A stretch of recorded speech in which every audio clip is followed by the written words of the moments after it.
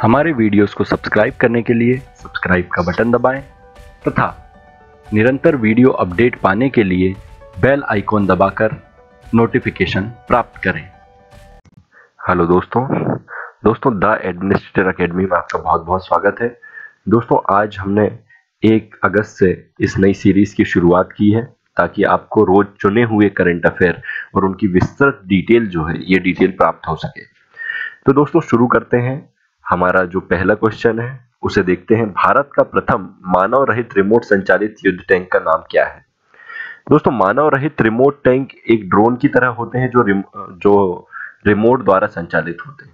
ऐसे युद्ध टैंकों में मानव क्षति की संभावना कम होती है कि मानव जो हमारे लोगों की मृत्यु हो जाती है, सैनिकों की मृत्यु हो जाती है, ऐसे क्षेत्रों में ये नहीं होगी। जैसे ड्रोन चलाए जाते हैं प्लेन के रूप में, वैसे ही अब मानव रहित रिमोट संचालित युद्ध टैंकों का निर्माण किया जा रहा है। इसका भारत का प्रथम ये जो निर्मित किया गया है इसका नाम है मंत्रा। दोस्तों 30 जुलाई 2017 को डीआरडीओ द्वारा रक्षा अनुसंधान एवं विकास संगठन द्वारा चेन्नई प्रयोगशाला में विकसित भारत के प्रथम मानव रहित संचालित युद्ध टैंक मंत्रा का विमोचन किया गया है। दोस्तों यह युद्ध टैंक जो है 3 श्रेणियों में उपलब्ध है। मंत्रा एस पहली श्रेणी है इसकी। मंत्रा एस जो है ये मानव रहित निगरानी अभियानों में सहायक होता है। दूसरा जो है दोस्तों मंत्रा एम से आता है दोस्तों माइंस, और ये माइंस का पता लगा लेता है। और तीसरा है मंत्रा एन। मंत्रा एन जो है ये परमाणु विकिरणों के जो क्षेत्र हैं वहां पर मानव का जाना संभव नहीं होता है। अगर कोई व्यक्ति जाएगा तो वो भी रेडिएशन से प्रभावित हो सकता है। ऐसे में रेडिएशन से दूर रहने के लिए यहाँ पर जिन मानव रहित टैंकों का प्रयोग किया जाएगा मंत्रा एन वो टैंक है। अगला देखते हैं दोस्तों राष्ट्रीय भुगतान निगम का मुख्यालय कहाँ है? सबसे पहले आपको ये बता दूं कि राष्ट्रीय भुगतान निगम क्या है। दोस्तों आपने अपने एटीएम कार्ड में देखा होगा कभी भी कि उसमें एक छोटा सा स्लोगन जो है ऐसा बना रहता है जिसमें मास्टर कार्ड या माइस्ट्रो कार्ड ऐसा कुछ आपको लिखा हुआ दिखाई देगा। जब बैंक से हम लेन देन करते हैं, जब भी कभी हम किसी शॉपिंग मॉल पर परचेज करते हैं कोई सामान और वहां पर अपना कार्ड स्वैप करते हैं, तो ये पूरे लेन देन को जो देखरेख का काम होता है वो बैंक नहीं करता। वह ये जब मास्टर कार्ड माइस्ट्रो कार्ड जैसे मिडिल मैन जो है ये लोग यह कार्य करते हैं। ये master card maestro card visa ये सारी भारत की एजेंसीज नहीं है, ये बाहर की एजेंसीज हैं, जिसके कारण बैंकों की एक बड़ी लागत बड़ी राशि जो है इन संस्थाओं को चली जाती है।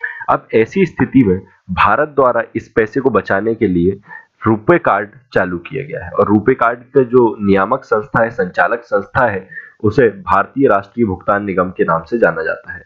दोस्तों इसका मुख्यालय मुंबई में है। जैसे सभी वित्त संबंधी संस्थाओं का मुख्यालय मुंबई ही होता है, तो इसका मुख्यालय भी जो बनाया गया है वो मुंबई में बनाया गया है। दोस्तों भारतीय राष्ट्रीय भुगतान निगम की स्थापना 2008 में की गई थी। इसका मुख्य उद्देश्य भारत में खुदरा भुगतान प्रणाली है। दोस्तों अभी आपको बताया कि किसी दुकान पर आप जाते हैं तो ई पेमेंट करनी होती है आपको, तो ये मिडलमैन या मध्यस्थ की तरह कार्य करता है। दोस्तों इसके द्वारा भारतीय रिजर्व बैंक द्वारा भारतीय राष्ट्रीय भुगतान निगम को भारत बिल पेमेंट सिस्टम के संचालन की अनुमति प्रदान की गई है। देश में किसी भी फाइनेंशियल सिस्टम को आगे बढ़ाने की अनुमति हमेशा से आरबीआई द्वारा प्रदान की जाती है, और यहीं पर भारत बिल पेमेंट की जो अनुमति है वह भी आरबीआई द्वारा प्रदान की गई है। इसके द्वारा क्या हो सकता है दोस्तों, इसके द्वारा लोगों द्वारा बिजली का बिल, टेलीफोन बिल, पानी का bill, gas bill, DTH, television आदि सभी के भौतिक एवं इलेक्ट्रॉनिक जैसे कई बिलों का भुगतान करने में लोग सक्षम हो जाएंगे। वह इसी रुपे कार्ड के माध्यम से, रुपे कार्ड आता है इसके लिए, और यह भारतीय राष्ट्रीय भुगतान निगम द्वारा जारी किया जाता है। इसका लाभ लेकर लोग ट्रांजैक्शन कर सकते हैं।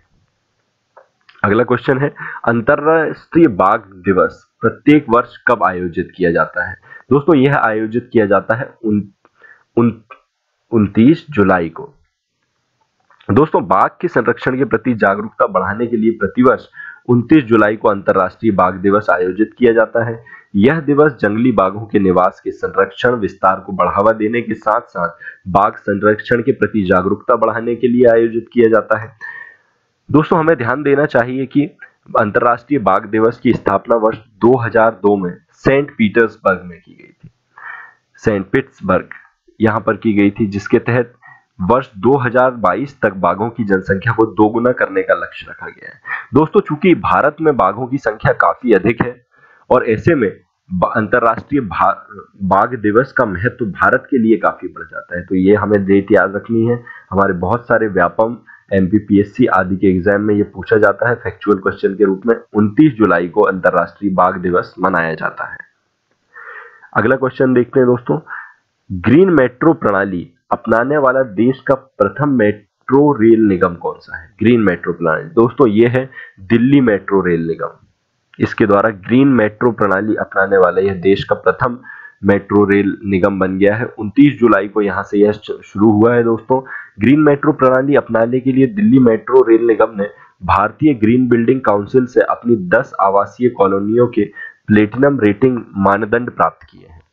भारतीय ग्रीन बिल्डिंग काउंसिल की स्थापना दोस्तों भारतीय उद्योग परिसंघ द्वारा वर्ष 2001 में की गई थी। यह केंद्र एवं राज्य सरकारों के लिए विश्व स्तरीय ग्रीन बिल्डिंग मापदंड तैयार करता है।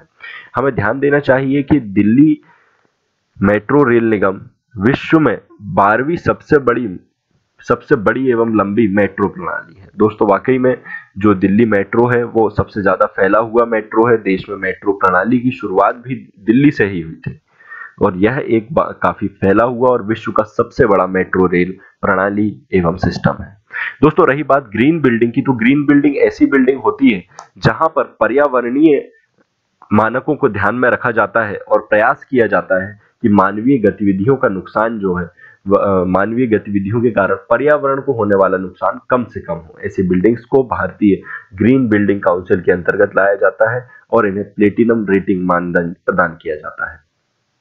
दोस्तों, अगला हमारा क्वेश्चन है, केंद्रीय विज्ञान मंत्रालय द्वारा तटीय क्षेत्र में सुरक्षा के लिए सूचना प्रसार प्रणाली का नाम। ठीक है दोस्तों, क्या होता है कि जो हमारे भारत के तटीय क्षेत्र हैं, आप इन क्षेत्रों को अगर देखें, यहाँ पर आंध्र प्रदेश, यहाँ उड़ीसा, यहाँ तमिलनाडु, यहाँ केरल, यहाँ महाराष्ट्र, कर्नाटक, इन क्षेत्रों में आपको ज्यादा से ज्यादा दिखाई देगा बारिश, और बारिश के कारण जो लौटता हुआ मानसून से होने वाली वर्षा है वो यहाँ दिखाई देगी आपको। साथ ही इन तूफानों के कारण ये जो क्षेत्र हैं, यहाँ पर तटीय क्षेत्रों में बहुत ज्यादा तबाही हो जाती है। इन तटीय क्षेत्रों की इस तबाही को रोकने के लिए यह एक सूचना प्रणाली सिस्टम विकसित किया गया है।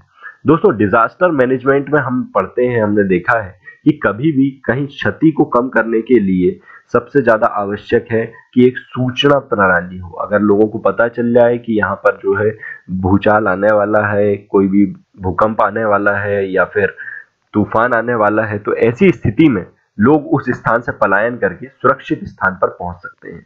इसके लिए दोस्तों जो प्रणाली विकसित की गई है, सागरवाणी इस प्रणाली का नाम है।